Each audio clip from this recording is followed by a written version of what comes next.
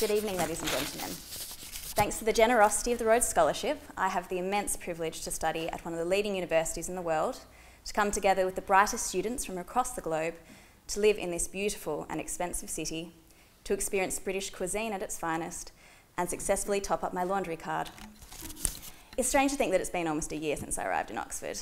Thinking about everything that lies ahead for the incoming class, I feel both nostalgia and anxiety. They cannot fully anticipate the changes that the coming year will bring. Reflecting on my own time, I can't believe what an experience it's been. Coming to Oxford is an adjustment. Of course, our individual experiences in the first few months here are very personal, very unique.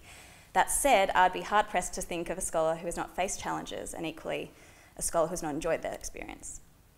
Part and parcel of being a Rhodes Scholar is identifying as a high achiever. With our type A personalities, we've no doubt been intensely involved in a variety of organisations, played sports and held leadership roles. Suddenly though, an op-ed in your campus newspaper isn't quite the same as a publication in Nature, and playing sport with your local club doesn't hold a candle to the Olympics. Forget the big fish, small pond analogy. I'm in a sizable lake where all the other fish are on steroids and they've started their own NGO. I suffered from the universal affliction of imposter syndrome, being acutely aware that everyone in my Rhodes class is probably thinking, how on earth did that idiot get a Rhodes Scholarship? For the first few weeks, I was paranoid that someday the warden would call me into his office and inform me that the jig was up, time to pack my things, go home. Perhaps the greatest challenge has been finding a solid footing and an identity in Oxford.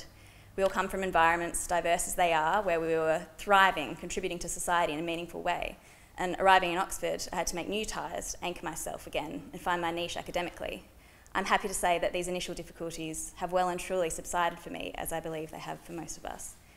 But what the scholarship has really given me, above all, is the community, the people. My classmates and now close friends and I are united in this wonderful, challenging experience. Also, we're all massive nerds. Of course, I've come to love Oxford and the wider university, along with its multitude of quirks. I'd thought that coming from Australia, which is arguably very similar to the motherland, I would have no problem slotting into British society. However, some of the traditions and unique ways of doing things here were a bit of a culture shock. I'll always remember when I first heard of bumps racing, which celebrated its 200th anniversary this year. Was there ever a bigger display of entrenched privilege than 35,000-pound boats lined up end to end according to whether their colleges were founded in 1555 or in 1823, and then ramming them into each other?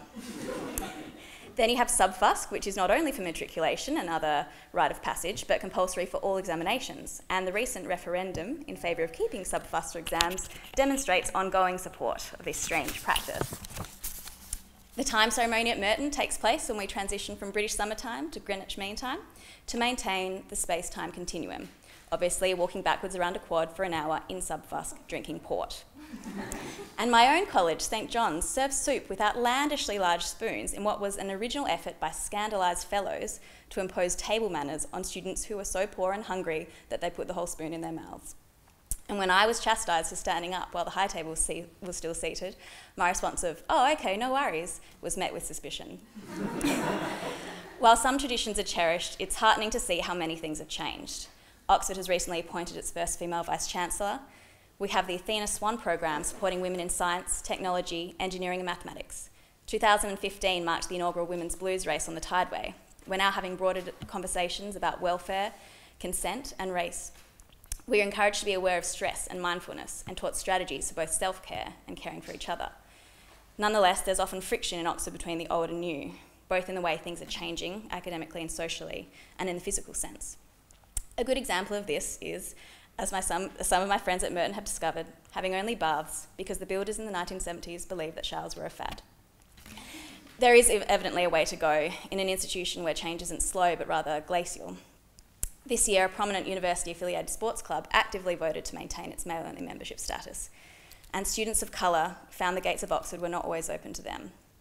When I think about resistance to change, it often helps to look back on some past attitudes, such as the 1928 warden, Sir George Parkin, seeing sliding seats in rowing and hot baths both as modern concessions to human frailty. I'm encouraged too by the overwhelming concern and energy that the scholars around me bring to these issues and the desire to look to each other to learn more. Personally, coming from medicine to a far more academically diverse environment, I've opened up to a range of topics I never would have been so aware of. Whether I want to talk to Madeline about health injustice in rural Kenya, Josh about American policing, or Courtney about South Asian refugees, I know they'll share their knowledge and enthusiasm with me in exchange for my eagerness to learn and maybe a pint. Today we continue to face topics that ignite debate within the Rhodes community, including, of course, the legacy of Cecil Rhodes, the expansion of the scholarship, portraits in Milner Hall, and women's issues. We are thinking consciously about leadership and service at our first year retreat, but also reflecting increasingly on well-being and on self. The way that we address these issues is as a united community that challenges itself to think critically and from all perspectives. My faith in this institution is only strengthened by the number of smart, committed, sometimes verbally verbose members eager to hold it accountable. I know the ties I've made with my fellow scholars will be some of the most important in my life. I'm proud to be part of the legacy of the Rhodes Scholarships, which, along with all the positive changes that have been made in the past 112 years, maintains at its core the values that were set out in Rhodes' original will. Our conversations about change in Rhodes House, Oxford and beyond are really about creating change as a community in a supportive, collaborative way. Beyond material success, we're learning to support each other and work against the different privileges and biases in our community. Rhodes envisaged scholars with moral force of character, who are kind, unselfish, and who would take an interest in one's fellow beings. The will described scholars who would protect and care for those who needed it, who would question and lead. I think it's safe to say that this vision has and will continue to be realised. I look forward to becoming part of the wider network of Rhodes scholars, many of whom have been mentors and role models for me. Looking at the impact made by my predecessors, whether it's in medicine, business, policy, or teaching, I am frankly in awe of my company. I know that the Rhodes Scholarship is the greatest opportunity that I'll ever have, and I'd like to thank you for making it possible.